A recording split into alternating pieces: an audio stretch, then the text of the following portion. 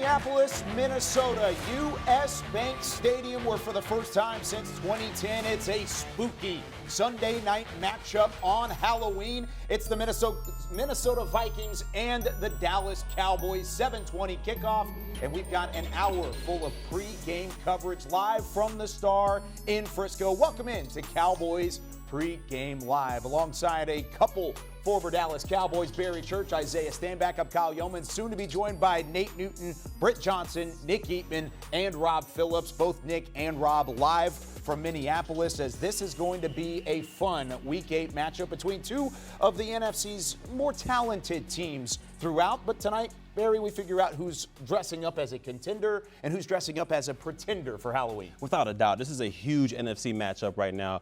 Minnesota Vikings 3-3, but they have, a schedule that they played so far. They should have won a couple of those games, so they're better than their record indicates. We got the Dallas Cowboys coming on, 5 or 6 game winning streak? I'm not even sure. 5-game win streak. So they're going to collide right here on Sunday night. Where else would you rather be? I mean, these are two highly competitive, teams, man. These guys both are offensively kind of reflect each other, right? It's kind of a reflection. These guys both have really good receivers. They both have really good running backs. Offensive line does a heck of a job, and they both have quarterbacks that take care of business as well. And just on special teams, these guys have to make a difference. And then defensively, they all have some dudes at every level. Well, obviously, we have Diggs, they have Harrison, they have Barr, we have Parsons. I mean, so it really comes down to who wants this thing more. But I'm looking forward to this matchup. Both of these teams looking in the spooky mirrors. It's maybe shivering a little bit because of how they do mirror each other from a roster-built standpoint. You mentioned quarterbacks. That's been the storyline, dominated throughout the week, and we have learned as of the last 10 minutes, no Dak Prescott tonight for the Dallas Cowboys. It will be Cooper Rush starting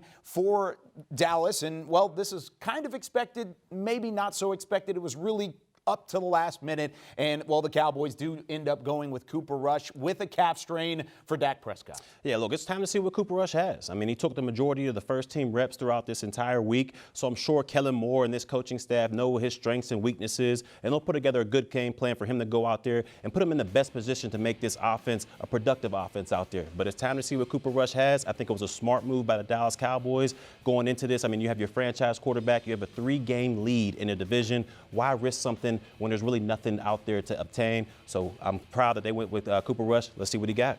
Yeah, I agree. I believe that this was a smart decision. Obviously, none of us sitting up here understand the severity of this injury, but I do trust this training staff. Unfortunately, I've been with them way too much. So I know these guys make really good decisions when it comes to whether or not a guy's ready to step back on the field. The good news is Cooper Rush has been around this program since 2017. The bad news is he's 1 for 3 passing. So we have a lot to find out about Cooper Rush. Preseason has no reflection in terms of what we're going to find out about him this evening. You're going to learn a lot about Cooper Rush. And is this really a luxury through the first 6 weeks of the year to have a 5-1 record, to not have to push Dak Prescott, to allow a guy like Rush to get his first career start? Yeah, it's definitely a luxury. I mean, when your division is as bad as it is, you got a leeway to do some things out here. And we got definitely a 3-game lead streak in this division, so we have time to let Cooper Rush go out there. Win or lose, we'll still be ahead of this division, so I don't see it as that big of a risk.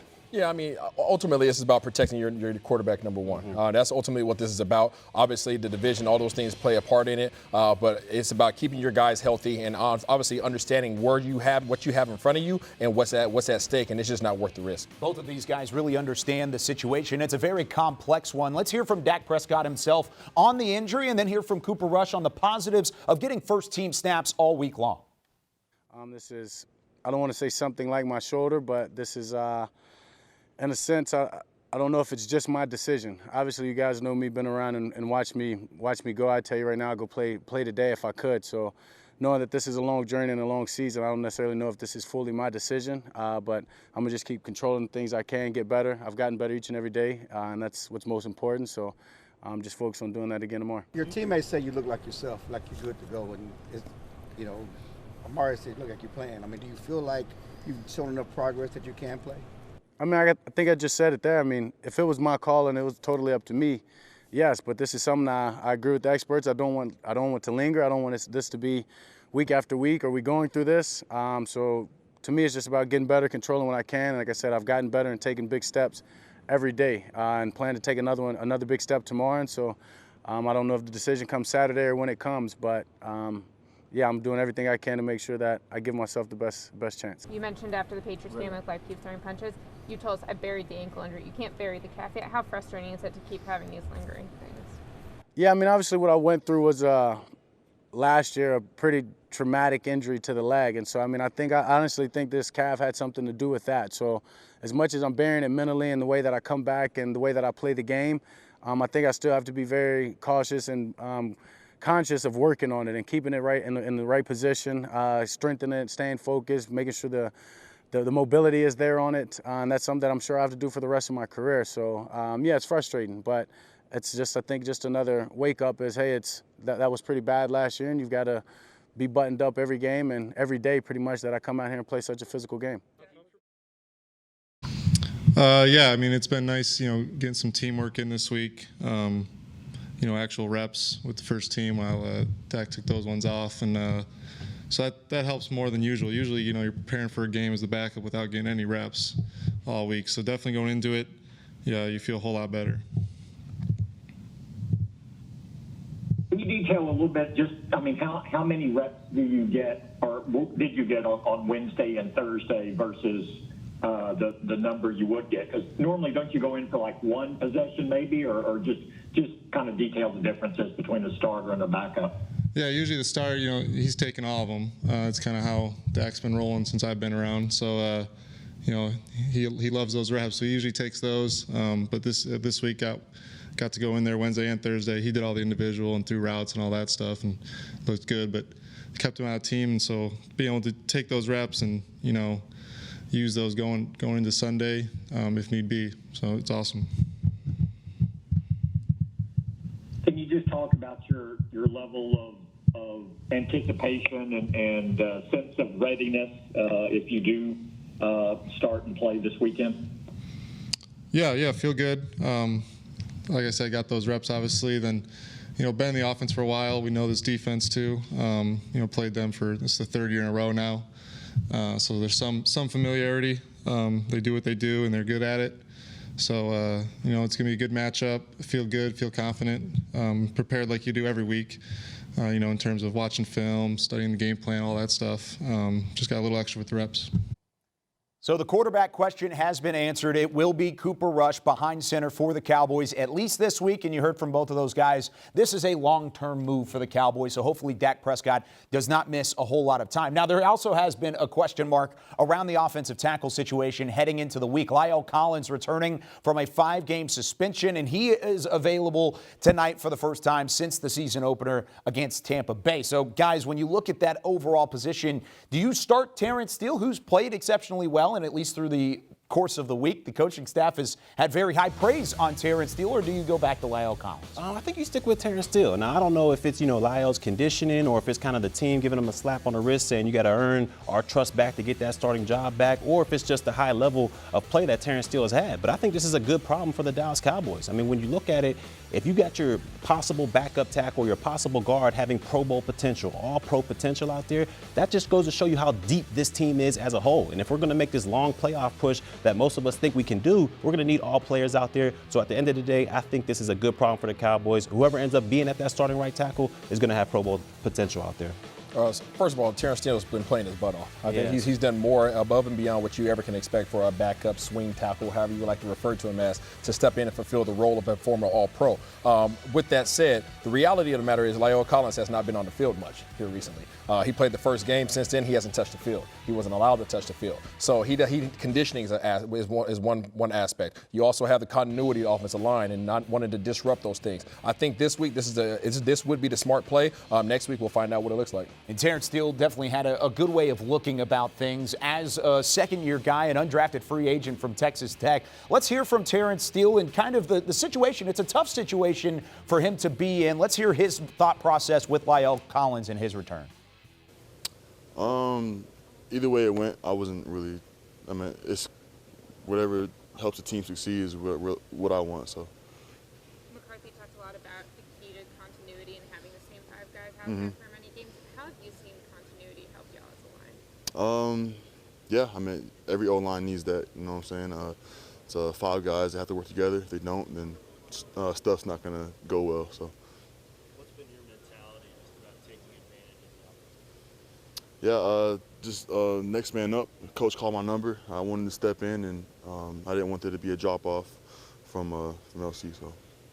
No team has more sacks than the Vikings do. What's the challenge and the pressure they bring? Yeah, so we actually just watched their sacks earlier today, and no, they're definitely a good team, good D-line. Got a lot of great players on the edge and stuff like that. It'll be a good challenge. I'm excited. So.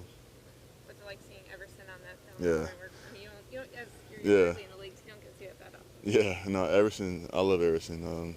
He looks good out there. Looks better than he has in a while. So it'll be exciting, fun challenge.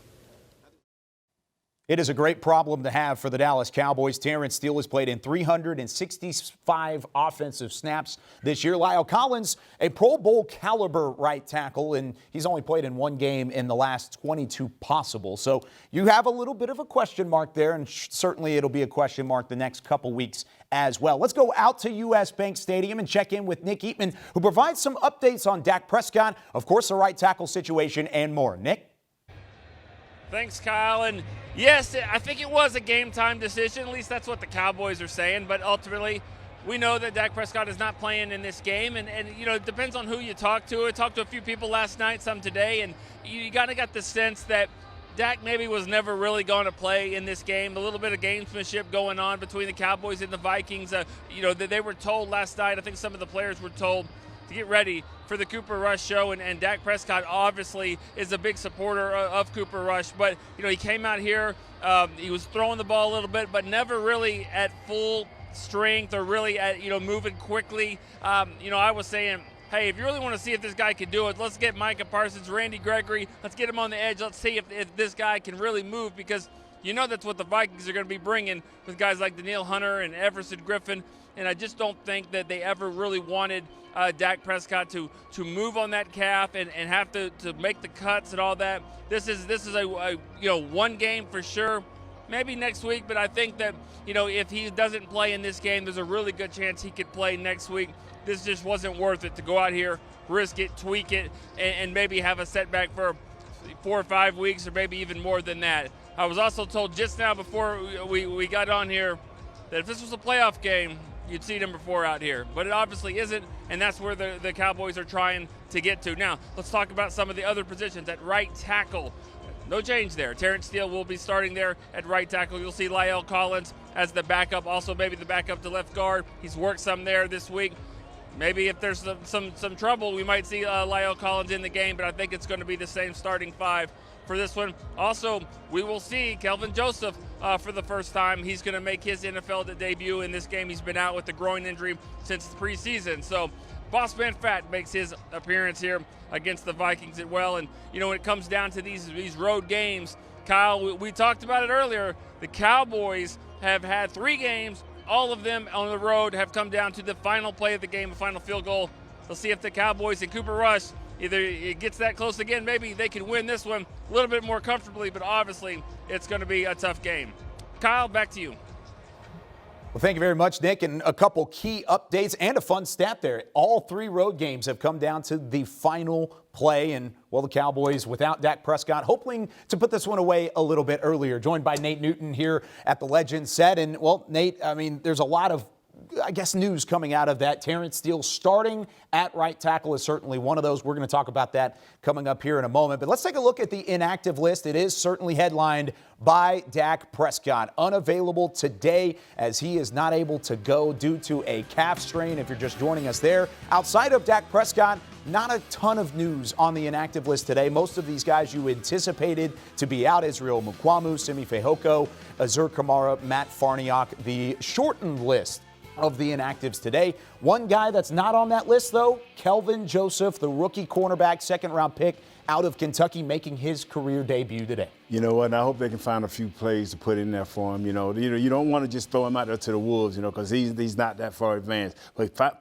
find some places within the game to put him in there, mainly on special teams. And I'll ask this to Barry and Isaiah coming up a little bit later on as well. Do you expect him on special teams for the majority of the time? Oh, definitely. He's got to play special teams, because when you move a guy up, especially a backup in this case, he's got to be able to do more than one thing to help the team win. Okay, let's talk about that offensive tackle situation. Lyle Collins back from the 5-game suspension, but it is Terrence Steele that will start. It's been that way the last 5 games. What does this say about both of those guys, and who does it speak more volumes for? Continuity. You heard my man Isaiah talk about it. You got to have continuity on the offensive line, and that's what Coach Philbin probably expressed to Lyle Collins, man. We've been working here. We've been going this way. We're going to use you here. We're going to use you there. And plus, he can be the swing left tackle. So he's a valuable asset, Lyle Collins, and what he's trying to accomplish here. Steele has done a great job. We've done some things that putting a tight end over there, running guys out of the backfield. So he's comfortable in what he's doing. And this team, now that we have a new quarterback in place, we definitely have to have continuity up front. You've been through a couple of offensive line competitions back in your day. How much of a positive is it for the offense to, one, have the depth enough to have competition, and two, being able to elevate each other's play? Oh, that's great, because the competition is what keeps you going. You can believe me, Lyle he's going to do what's best for the team, but he wants that right tackle job back. Hey, and the young Steele, he didn't believe he could play last year. He knows he can play now. He's not trying to give it up. But when you have that continuity and you have guys that can play backup like that, hey, sky's the limit. Terrence Steele playing 14 games last year as a starter. All 16 he saw at least a couple of snaps in. Who would you play and where would you play him? There was some talk earlier this week about Lyle Collins maybe switching to guard. You know what? When you go inside, and that's where I played. See, I played right tackle and I played left guard. I was in Lyle's situation. What the deal for me was, I'm a natural left-hander. So I'm used to putting my hands on you on the left side. But when I went out to the right side, I had to dance, especially with guys like Reggie White. That was kind of hard because that wasn't my strong hand. So, you know, Lyle is left-handed, but he's learning to play to the right. For him, all he got to worry about is being caged in. I got a tackle, I got a center. I'm caged in. You can't go nowhere. Let's play muddy ball. That's who he is. He's a muddy ball player. Out there, he have to dance with the Wolves. He have to dance with the Kodiak Bears. That ain't a nice thing. You get what I'm saying? He can do both. So inside, you're a caged bear. Outside, you got to be a big ballerina on tiptoes. Offensive coordinator Nate Newton, you're playing Lyle Collins in a couple rotations at guard? Yeah, I got to. I got to have him. You want your best five. Lyle is your third best lineman. You got to put him in there somewhere. Not this week, not next week. Eventually, you have to get your best five in because the road gets harder and tougher as we go. It's a long season, 17 games, and the Cowboys have certainly talked about it being a long season as well. Lyle Collins talked about this week being a team player in really a situation that he's not used to. Oh no, I mean it wasn't surprising. You know, I've been in meetings with the guys. I think after the first 2 weeks, and you know, obviously just watching them play and play together, you know, everything's been going great. So, I mean, I wasn't surprised at all. You know, I just kind of figured, you know, whenever I got back, just make sure I'm ready to go, you know, wherever. That's the biggest thing for me. Can you talk about working at left guard again? It's been a while since you worked there, and how is your approach here? You feel you're competing to get a starting job back at either position, or just kind of your mindset and approach right now? I mean, you know, my mindset has always been the same. Not really necessarily thinking about, you know, competing for a starting job. You know, I know I'm a starter wherever. You know, I can play wherever. But the biggest thing is being supportive of my teammates and, you know, the guys in the locker room that's been there and been, you know, in these games each and every week, the ones that I've been sitting at home watching. So, you know, I just wanted to get back in here and show them that, you know, now that all that's behind me, that I can, you know, focus on just helping the team win and do whatever it is that they ask me. Do you think it'll take you a little bit of time, or how much time do you think it'll take you to get back to the level where you feel you were before the suspension? I really just feel like it's not really that it's really more of just kind of getting into that routine, that muscle memory. Because I mean, you can run, you can lift, you can do everything you know, conditioning and weight room wise that you want. But the real deal is when you're actually, you know, in pads, hitting somebody, and also just you know, just getting, that's the real football shape. So, you know, I'll just say that. But the first week, you know, it's been good, been really good, and just looking forward to, you know, continuing to get better, working on the things that I can work on, and just focusing on my craft. Lyle Collins being back in the rotation, maybe helping this Cowboys offense out in short yardage situations. The Cowboys just 2 of 5 in the red zone in the win in Week 6 against New England, and they'll look to improve upon that. And Isaiah, I know this has been a topic of conversation around Kellen Moore for years, but is the Achilles heel of this number one offense for the Cowboys really in the short field? You know, I don't believe so. As much attention as this has received over the past few years, everybody wants to point at Kellen Moore and say, what does he have to figure out to get us turned around in the red zone? We have all these weapons. Why aren't we scoring enough points? I don't foresee that being the issue. We've had a couple turnovers down there on the black zone, which is at the 5-yard line and in. You guys remember last week we had the goal line stand right there with Dak losing the ball. There's been a couple of those instances that we've lost, a couple turnovers down there. But the big issue that I want everybody to pay attention to is really the third down completion. The third down percentage, we're at 46%. That's the aspect that we have to address in order for us to be able to sustain drives. And when we improve that number, the red zone number improves as well. When you're in the red zone, and I'm talking to Kellen Moore, it's all right to run Zeke. It's okay to run Zeke, but what you have to do is you have to take advantage of Blake Jarwin, and you have to bring Amari Cooper into the game, a guy with a fast, quick step that can make routes happen real quick. And I believe if Coach Kellen do that right there, and along with Lyle, a big body in the middle, or moving across that formation, you can get movement or you can sustain blocks. That's all red zone is about, is how quick can you get on your guy and maintain a block. Is that going to be a problem for the Cowboys tonight against a really vicious front seven from the Vikings? Yes. It will be, but guess what? You still have Lyle that you can put in as that extra guy. You can go overload to one side and dominate that one side. So you have an advantage, I think, tonight. Yeah, I mean, I think so. I think it's going to be a challenge. We know that the strength of their defense is there in the front seven. We're going to have to be able to work up to those guys and get them blocked up, not only get past their front line with Everson Griffin, Hunter, and those guys, but also you have to deal with Barr and Kendricks at the second level. If we secure those guys, we'll be all right. Going to have to be a tough situation for that front line, and maybe that you see some heavy packages. We've seen Connor McGovern put in at fullback. Maybe Lyle Collins is mixed in a little bit in that kind of situation as well. The Cowboys, number one in scoring offense and in yards gained. They're also the third team since the merger in 1970 to have 5 wins, over 200 points, and average over 150 rushing yards per game in their first 6 games. The previous 2 teams to do it, both won the Super Bowl. So if that's any indication, Cowboys Nation should be very excited about the possibilities of this team. And more on that, let's go to Britt Johnson. Happy Halloween, everybody. Thank you so much, Kyle. I will say everybody that I saw on Twitter seemed pretty positive about the outcome of this upcoming game against the Vikings. This first one here kind of says it all.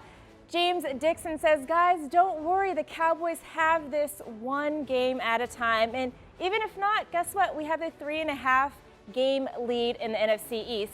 Our next one here, in case you aren't so sure about it, maybe say this little prayer. This prayer was hilarious by Tony.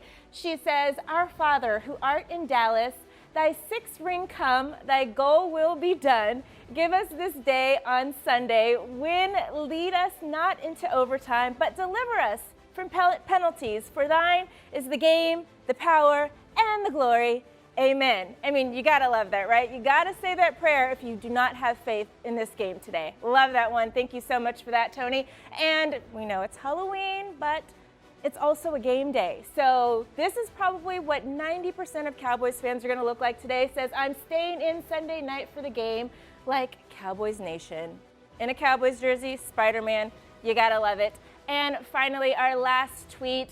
This person has their candy ready for everyone. Now, choose wisely here, it says. Happy Halloween, go Cowboys. If you are a Vikings fan, you get some carrots in a bag. But if you're a Cowboys fan, you get Skittles, M&Ms, all the good stuff. So even if you're not a Cowboys fan, maybe say you're a Cowboys fan when you go to that person's house. And of course, the question of the day has been, is Dak Prescott going to play? I did a survey on my Twitter earlier today, and about 55% of you guys said he's going to play. I think that's a good number. Back to you guys in the studio.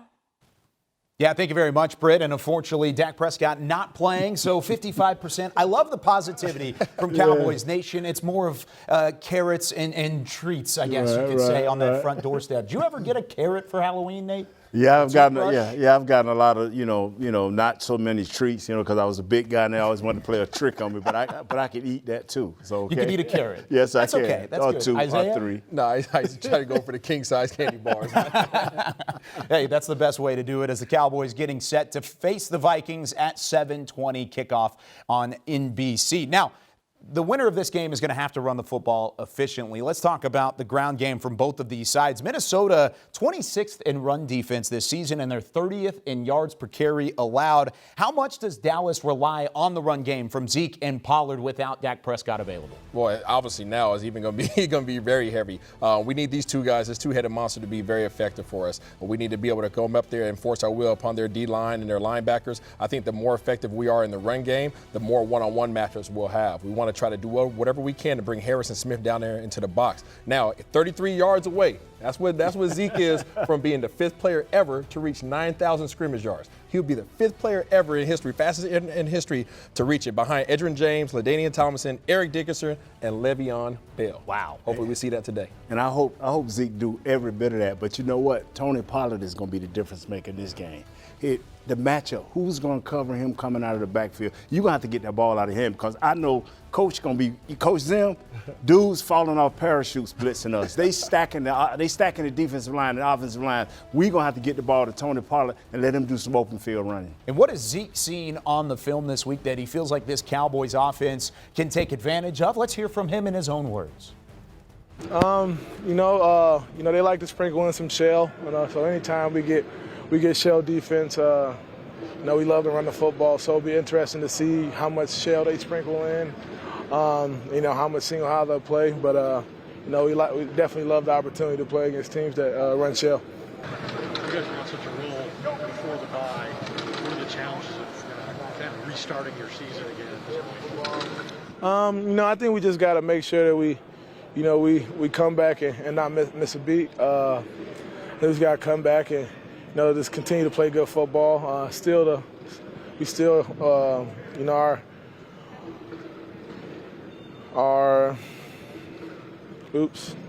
This happens to me a lot. Our focus every week still is to get better every week. So, just got to grow from that last game we had in New England and, just keep coming a better team. So hearing from Ezekiel Elliott there, currently 3rd in the NFL since 2019 in total scrimmage yards. The man that's number 2 on that list is Dalvin Cook, and he's on the opposite sideline, and this Dallas defense has a tough task of slowing him down today. Luckily, we have a couple former players, Britt Johnson back with us as well, to tell us how that Dallas defense and Dan Quinn are trying to scheme against Dalvin Cook. Yeah, well, hands down, Dalvin Cook is one of the most dangerous running backs in this league. Has been for a while, and he continues to present those same issues to every single defense that he faces. What do they do so well on that side of the ball? They do a good running scheme. If you guys can remember old school Terrell Davis, that's the type of scheme that these guys run. They want to stretch you outside, use their offensive linemen to get up to that next level where the linebackers are, and then play off of those guys for the big plays. He's physical, he's fast. We have to find a way to slow him down. We are going to show you guys exactly what we have to do on that side of the ball. My man Kyle's going to be playing the offensive lineman. I'm going to be playing Dalvin Cook. Ms. Britt right here is going to be playing Kirk Cousins. And then my boy BC is going to be playing Micah Parsons at the second level, showing you how to get off these blocks. Let's roll with it. All right, so as we get set here, okay, we got Kirk Cousins with the ball. We're going to go right off the snap. Boom, snapping it, coming off. Boom, here we go. He has the ball. He's going to stretch it. As soon as Dalvin Cook sees the outside shoulder of this lineman right here, as soon as the defense plays on that side, he is going to use that as an opportunity to cut up inside because he thinks that his lineman can kick him out. But, Barry, what's going to happen? Micah Parsons is going to have to use his strength. And all great linebackers do a great job of doing this when they encounter the offensive lineman. They're going to have to shock, lock, and escape from the offensive lineman, get into that hole, fit right where those thigh boards are, rise through, and make sure he brings his big boy pads, because Dalvin Cook is a load to bring down. It's not going to take just one man. He's not going to run. He's going to run through all these arm tackles. This guy is a load, and we got to gang tackle him. It's going to be a tough task for this defense, but I'm sure they're up for the task.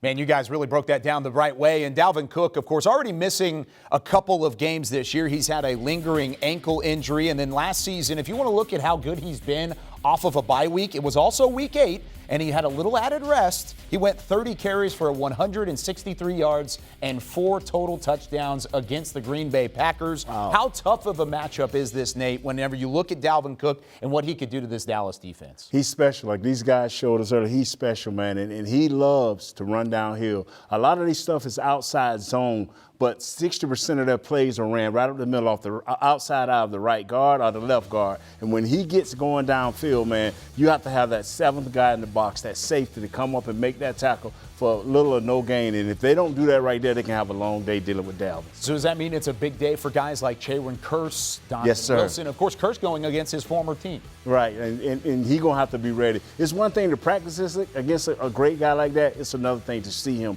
coming at you full speed. So we're going to have to be sure tackles. We're going to have to rally like Church said, and we're going to have to come with great leverage on this guy. How fundamentally sound do the linebackers have to be to stop a guy like Cook?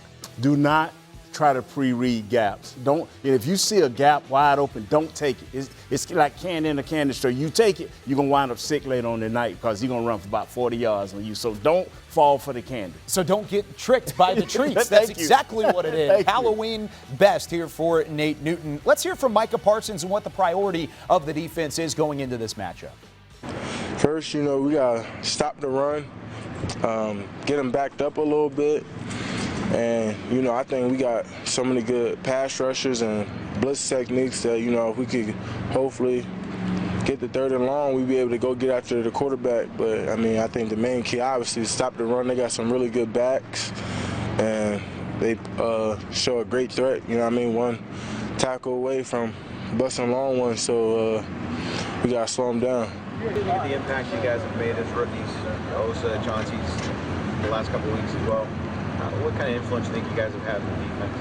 I think we had a really good impact. It all starts with belief in the teammates. Some things is not always what shows on the field. It shows on making people step up. When people feel challenged and you challenge your other teammates to do more and do better. Because I think at this point, anybody can play on this team. That's how deep we are, and I think we're all out there fighting for reps. So every day you got to come and show up. So I think it's been challenging the whole team defensively, and I think that's really been making a difference. Going back to defending against the Vikings, Dalvin Cook, he had a huge game 2 years ago against this team, led the Vikings in receiving and rushing. Obviously, there's some different parts of this defense now. Why do you guys think you guys can have success in continuing? I think, Dalvin is really just a really, really good player, and not a lot of people built like him, And I think it's hard to take a player completely out of the game, but we got to try our best to slow him down and all rally to the ball, all 11 hats to the ball, and make sure there's no gap. You can't let him breathe. Get him 1 inch and he's going to take it. So we all got to play 100% every snap and try to slow him down out there. Micah Parsons in that Dallas Cowboys defense, along with tasked with stopping Dalvin Cook. They'll certainly look to try and get pressure on Kirk Cousins. It's the 10th all-time meeting between Cousins and the Cowboys. The Cowboys have owned Kirk Cousins to this point, a 7-2 record. But, gentlemen, this is a much different Kirk Cousins than what the Cowboys have seen in the past. Let's take a look at some of the stats that he has this year. 13 touchdowns, just 2 interceptions compared to the first 6 games of 2020, where he was almost even in the touchdown-interception ratio. What has he been doing differently, Isaiah, that really allows him to be successful here this year as opposed to what he's done in the past? I think he's doing the same thing that Dak's doing for us this year. He's allowing his playmakers to make plays. He's putting the ball in their hands. He doesn't feel like he has to be perfect with every throw. And then he also has a heck of an offensive coordinator in Kubiak that's giving him some amazing offensive schemes. These guys are a problem. We're going to have to get to these guys, get to them early, because these receivers, ooh-wee. And it's more of the same. When you mature and the light go on and you understand that I got Thielen out here, I got this other guy here, I got Delvin in the back, I got a nice tight end. What's the rush?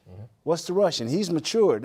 And people say, hey, normally the Cowboys can get his number. We need to get his number tonight, but I think this kid has matured. He's definitely been good throughout his career. Sure, he has had his lapses, but he's played 115 career games. He's only the 3rd quarterback to this point to have over 30,000 passing yards and 200-plus touchdowns in those 115 games, along with Peyton Manning and Dan Marino. So he's up there statistically. It's whether or not he can win the games when you need him the most. And that's what you're going to have to see from Kirk Cousins in this one. And speaking of converting when you need it the most, how about a Barry church service? We haven't had it in a little bit of time, and Britt Johnson's here with us. Let's go in a little Sunday evening church service here from the Star. All right, guys, it is time for some church service. We're getting the Holy Ghost in here today, literally, some kind of ghost in here. It is Halloween. I am here with Barry Church, and we're going to be talking about the offense a little bit. Now, I would say the Vikings and the Cowboys have pretty similar offenses, and they can run it. They can also pass it.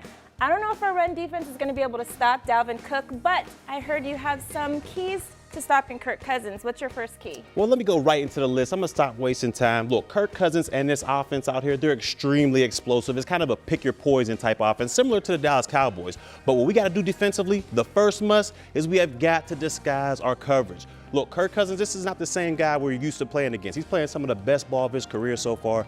13 touchdowns, only 2 interceptions. So he's making great decisions with the football. What we've got to do is disguise our intentions. We can't go out there with a vanilla defense because he has too much ability and he has too many weapons around him.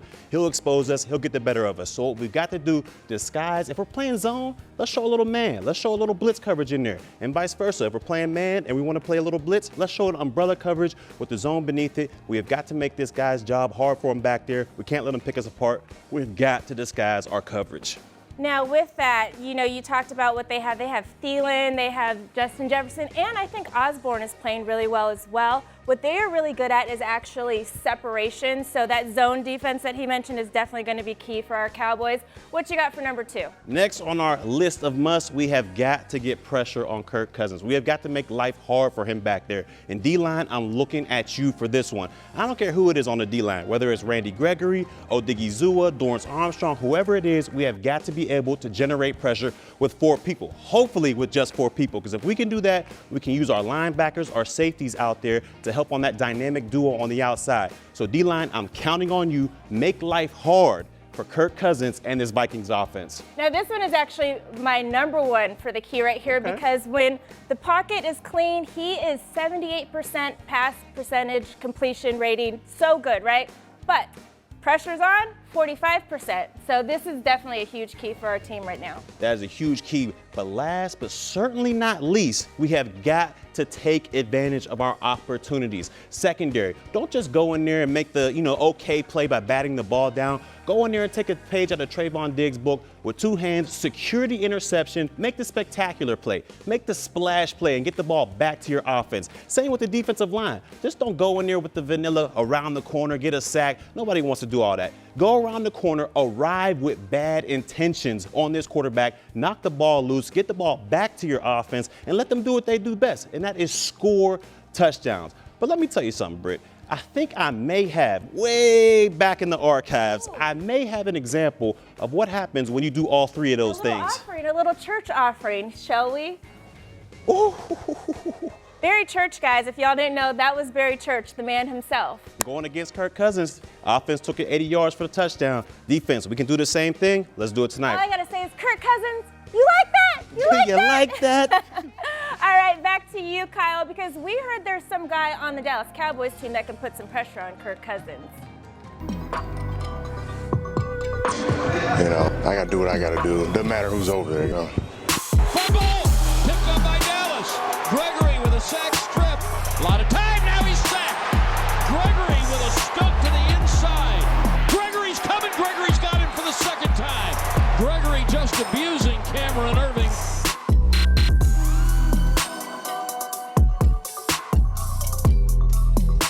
Two sacks in the highest Pro Football Focus defensive grade in Week 6 against the New England Patriots. Randy Gregory has lived up to the hype in 2021. He has been an absolute nightmare for opponents this season. And Barry, I will say, if Randy Gregory has a pick in the end zone, he's probably going to take it out and not leave it up to his offense to do the work. Don't be like me, kids. Make the spectacular play. What have you guys thought about Randy Gregory and what he's brought to this defense and this pass rush this year? Well, I think he's going to have a huge impact in this game. I mean, he has the size, the speed, the power to be a force at the defensive end. And I think he's just now scratching the surface. We've seen what he was able to do against New England. I expect him to go out here today against a rookie offensive tackle and take advantage of his one-on-ones and continue to be that driving force for this defensive line. Yeah, speaking of scratching the surface, he's only been in on 59% of the plays for defensive snaps. So I'm looking forward to seeing him continue to have a greater impact with the more plays that he has on the field. When he's on the field, you obviously know his presence, and offenses also know exactly where the heck he's at. Of course, no DeMarcus Lawrence in the mix for the next couple of weeks, even despite the bye week. But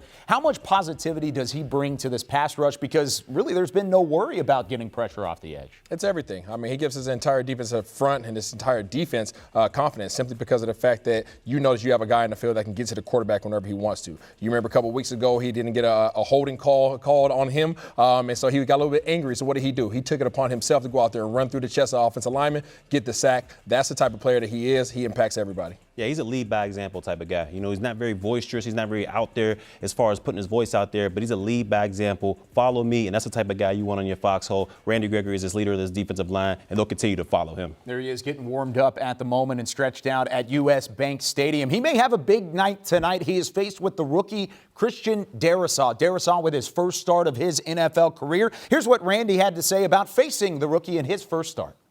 Hey, Randy, do you have any thoughts or opinions when you look and see that they're starting a rookie across from you in this matchup? Not really. I think the big thing is not having a lot of film on him, at least in game form. I think he's only played like a game and a half.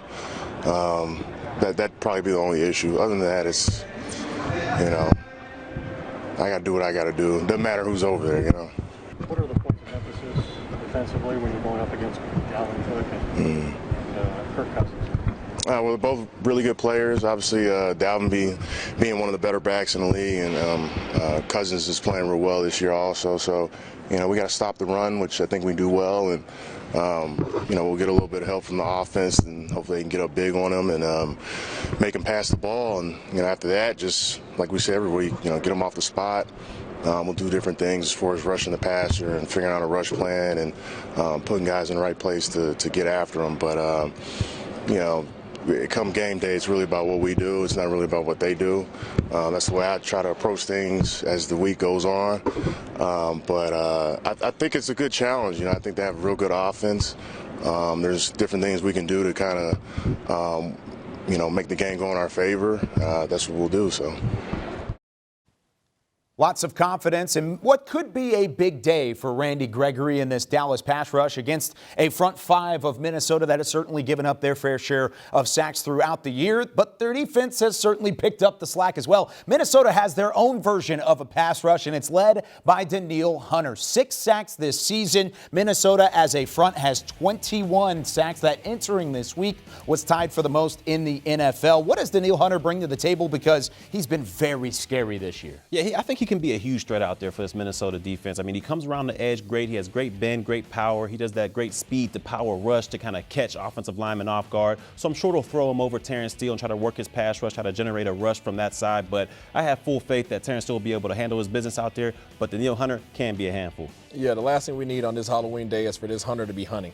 We don't need that at all. You see that more so than even the sacks, the pressures that he's getting, especially against Cooper Rush. We don't need anybody around him causing him to have happy feet and inerrant throws. Dallas going to have to hold up in all 4 quarters against that front seven from Minnesota. On the back end, they have some experience with a guy like Harrison Smith, 5-time Pro Bowler in his 10th year in the NFL. You take a look at some of his career numbers, but really the Minnesota secondary very thin outside of Smith. Patrick Peterson, the vet, placed on IR for the first time in his career. Can the receivers have a really big day, Barry? Without a doubt, I think they could take advantage of this secondary. I mean, even without Dak Prescott being out there, there's no Pat Peterson. Harrison Smith is a beast out there, but I just think we have too many weapons on the outside for them to contain. Kellen Moore is going to draw up some plays to get these offensive playmakers the ball in space and let them do damage. I think the Cowboys' passing attack will be just fine. Yeah, I think we'll be just fine as well, as long as we can give that man right there some space. We do not need anybody around him. Breland and McKenzie at the cornerback positions, they don't scare me, nor do they scare our receivers. But Harrison Smith, you better circle him whenever he's on the field, because he's going to be all over the place. And CeeDee Lamb last time out against the Patriots, 9 receptions, 149 yards, 2 touchdowns. He's also returning to the site of the crime of one of the catches of the year in 2020. He had an end-zone grab, contouring his body backwards, and just so happens that Britt Johnson had a chance to catch up with the Cowboys' leading receiver. Could you guys imagine CeeDee Lamb not wearing number 88? Well, that almost was the case. I did a one-on-one interview with him earlier this week on First and 10 with Britt Johnson, and he said his first choice was not 88 and a tons more. Check out this clip from the episode. You got drafted by the Cowboys, and first things first, jersey number. What jersey number are you going to be? I heard you did not want to be 88, but you got coaxed into being 88. Why did you not want to be 88, and how are you feeling about that number now? Well, I didn't. Honestly, it just wasn't my first option. You know, just all the guys and all the things they've done in the number. I kind of want to start in my own legacy. You know, but it's just like me just being young and inexperienced into this like league and then understanding the situation that I'm in. It was just like, I want to be this number. I want to be this number. What number was it? 10. It was 10. Yeah. So like initially, Mike had hit me. He was like, "What jersey number you want?" And he sent me the options, and then I saw 88, but I was like, you know what? I think these guys, you know, they've had their time in this jersey number. So try 10, boom. And then right after, Mike was like, "Nah, we're gonna give you 88." And then I was like, you know what? Bet, let's do it. Continue So the legacy. I kind of like when I first got here, it was just like, it was all new to me. New team, new locker room, new jersey number, just a new start. So it was fun. Well, speaking of when you first got here and everything being new, COVID happened. And so you're in the middle of COVID, your first season, your first game in the league, 0 fans in the stands. Tell me the difference between last year playing with no fans in the stands to this year playing with a stadium full of fans. Big difference, big difference. Obviously the noise, the energy, the passion of the game, you get all that kind of like taken away from you because of the simple fact that the fans are not there. They make everything rowdy, they make the game go. Momentum is a real thing throughout the fans, and they just a huge asset to this game. And just not having them last year, it was kind of like, it was weird, because like every game day we would get dressed, but it'll sound like practice. Yeah. So it's like I could hear the cadence from our team and the other team, opposing team. So it was just like, it was weird. It was new. Especially coming from college, we had all the fans.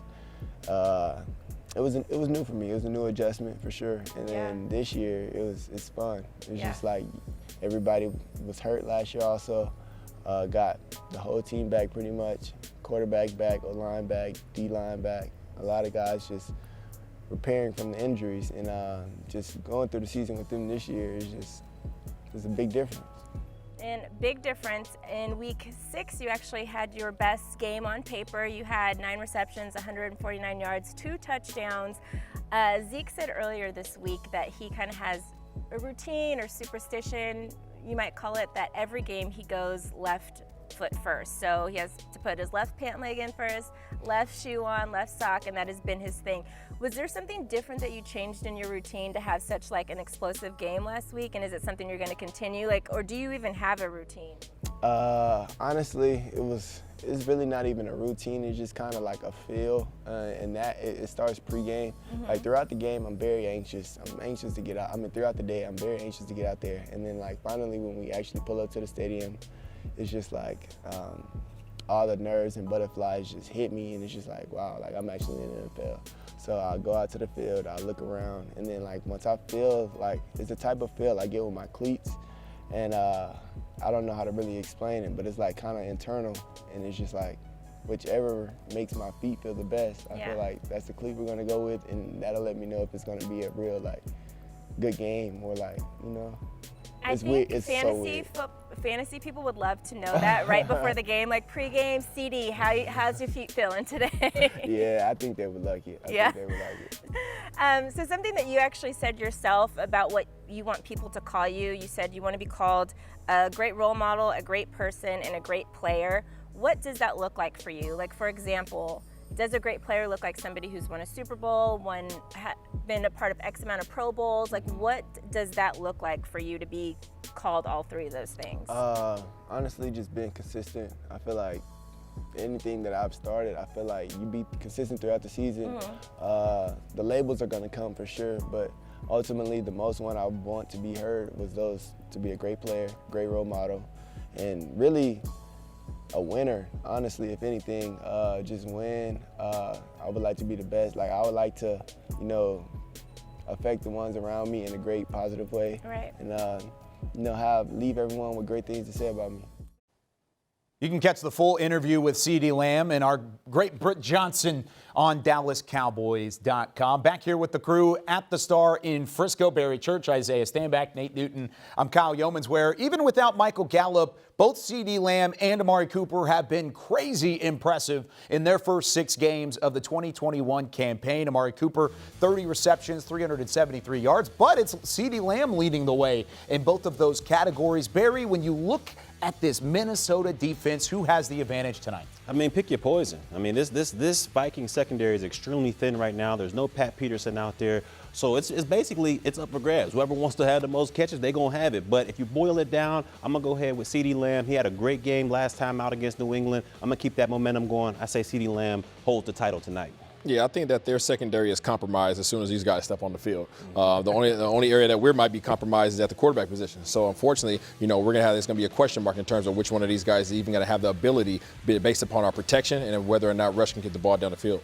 Just early and often. Use these guys early and often because they can't cover them. Get the ball out of the young quarterback hands early and often, and then as the game go on, they're going to creep up with the safety, and it's going to be all over. CeeDee over the top. There's going to be a lot of pressure on both Amari Cooper, CeeDee Lamb, even the tight ends, Dalton Schultz, Blake Jarwin, then the running backs, like we've said, because if you're just joining us, no Dak Prescott tonight against the Minnesota Vikings, a calf strain keeping him out of the Week 8 matchup. So it is Cooper Rush starting at quarterback. So with that being said, teams playing the Cowboys have had this scheme up against the Dallas weapons on every occasion, every week of the year. Well, now the Dallas defense has a taste of their own medicine as well. Dan Quinn having to deal with scheming against Minnesota's veterans and some of their weapons as well with Adam Thielen and Justin Jefferson. I mean, these two guys are some of the best route runners in the league. And Barry, well, they're going to have their fill tonight. Yeah, they're definitely going to have their fill. Like you said, Justin Jefferson is one of the best route runners in the league. Extremely good hands.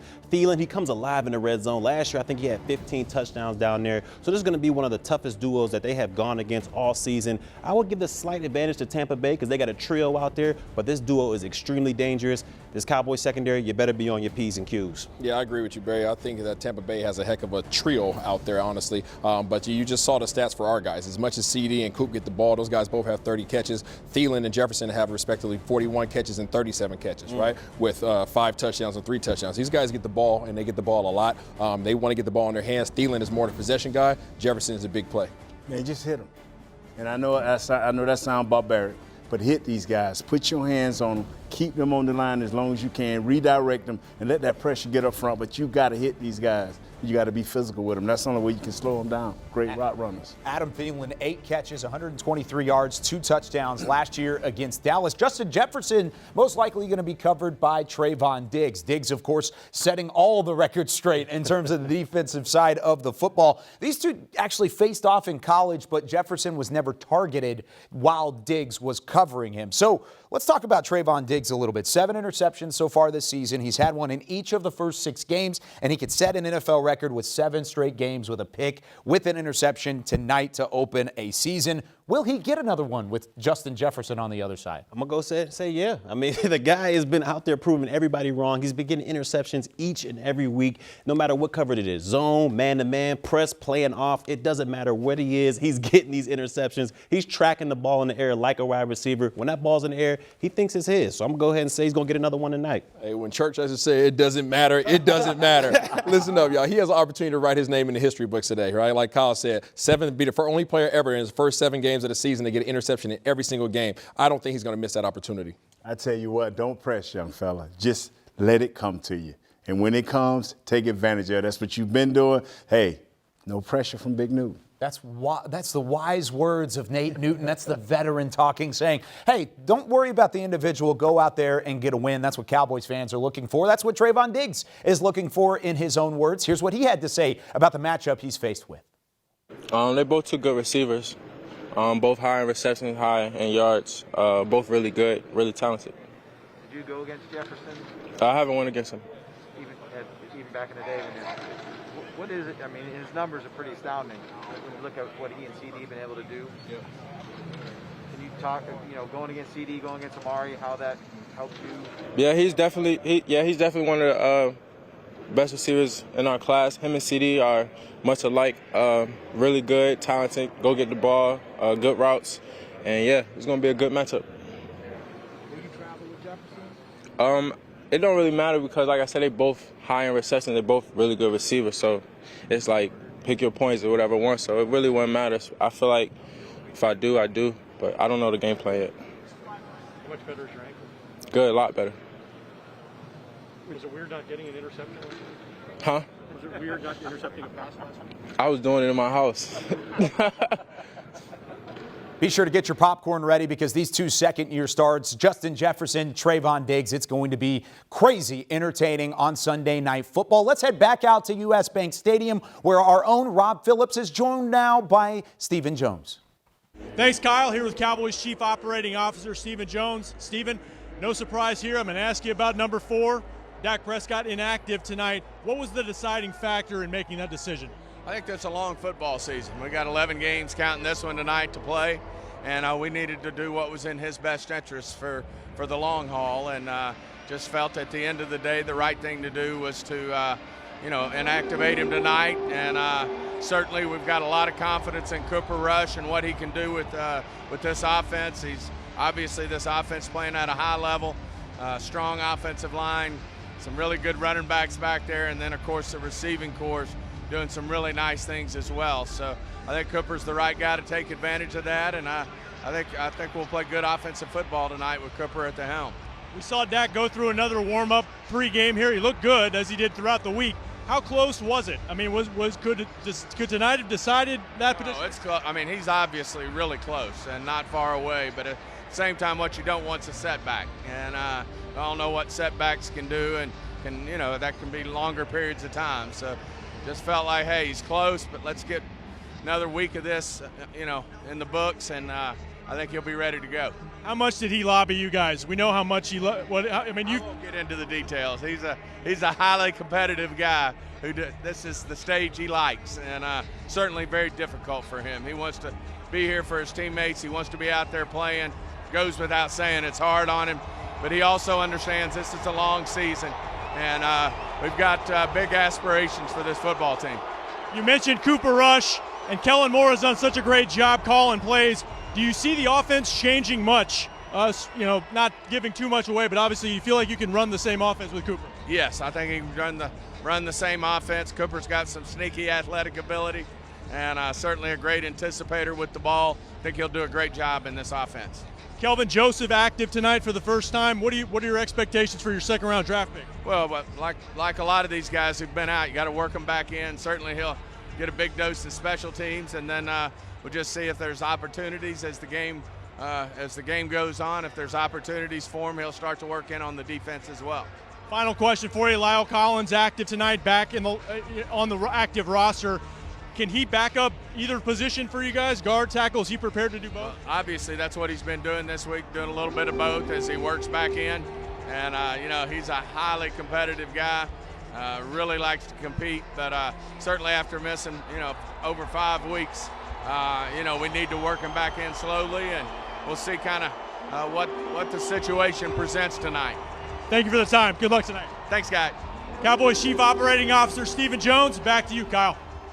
Thank you so much, Rob. And this is a familiar face to the Jones family, Mike Zimmer, formerly here with the Cowboys. And this is what he's done against #1 scoring offenses going into the week as both a head coach and a defensive coordinator, a 6-2 record. But all 8 games, he has held that offense underneath their scoring average, and a 19.5 points per game average. Not the greatest when you talk about some of the top offenses in the NFL. If there's a man to slow him down, it's Mike Zimmer. So this is going to be a challenge for Cooper Rush and that Cowboys offense. Outside of that, though, what are your keys to the game? Cowboys 26th all-time meeting with the Vikings. They've had the all-time series 13-12. How did they get win number 14? Well, I'm going to stick with my same key to the game since, week 2 when we started this win streak. Defense, take the ball away. I mean, we've got to be able to take the ball away, get it back to your offense, get it back to Cooper Rush, and let them go ahead and do what they do. But when you get that interception, don't be like church. Take it out of the end zone and make the spectacular play. Trust yourself. You can do it.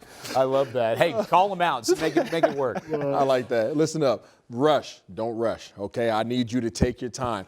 Kellen Moore, give him an opportunity. Offensive line, give him a chance, right? Just give this guy some confidence, let him build, and let him go out here and execute on offense. And the way we can help that is having a devastating run game. Whichever team runs the ball the best may win this game. Like you say, Coach is good. Coach Zim is good at holding teams down. But you know what? We run this ball, man, with some punishing blows and hit them in the body, and then you can take a knee, church. If the Cowboys are going to get their 6th straight win, it's going to have to take winning that battle in the trenches. Nate Newton, great as always. We're just under 20 minutes to kick off NBC Sunday Night Football from US Bank Stadium in Minneapolis. It's the Vikings, it's the Cowboys. That's it for us on Cowboys Pregame Live. For Nate, for Isaiah, Barry, Britt, Rob, Nick, I'm Kyle Yeomans. Enjoy the game, everybody. We'll see you afterwards on DallasCowboys.com.